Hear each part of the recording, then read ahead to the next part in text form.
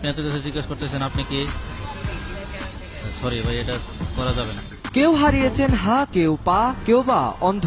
যাদের সব ঠিকঠাক তারা নিচ্ছে বিভিন্ন ছদ্মবেশ। আর আমারে মারিস নে মা। তবে এদের প্রতিবন্ধী হওয়ার গল্পটা প্রায় একই রকম। টঙ্গী স্টিমারে ট্রেন অ্যাক্সিডেন্ট ছিল।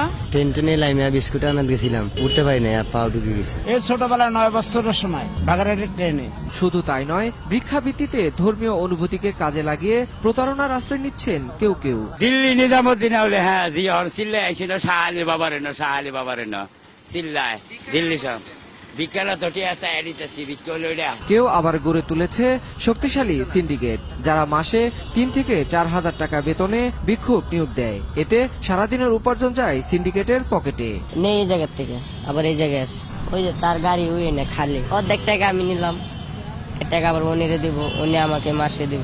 মাসে আমার 3000 টাকা দেবো, আর দৈনিক 10 টাকা করে রোজ দেবো পকেট খরচা, আর এমনি খাওয়ান দাওয়ান সব হয়ে যাবে। অনেকে আছে, এরকম আছে, আপনি যে বলেন কিন্তু বাস্তব কথাগুলো। ভিক্ষাবৃত্তির অভিনব পন্থা বেছে নিয়েছে বেদিরা, যারা সাপের ভয় দেখিয়ে অনেকটা জোর করে টাকা আদায় করে। মিরপুরে এমনই একটি দল আরটিভি টিম দেখে দৌড়ে পালায়। ও নাই তো, আর আসবো না জায়গায়। কাজ করো না কেন?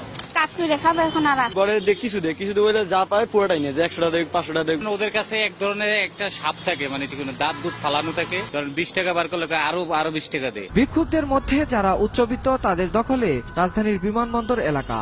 এদের ভিক্ষার ধরনও একটু আলাদা, টাকার পরিবর্তে খুঁজেন ডলার। কই মামা 10 টাকা দাও, একটা বিদেশি 5 টাকা দাও, বাঙ্গায় নেমু ওই কই। কেউ $10, $5, কেউ আবার $100 দেয়। এরা এখন এখানে দেড়হাম চাচ্ছে, আমরা দেড়হাম নিয়ে আসি নাই।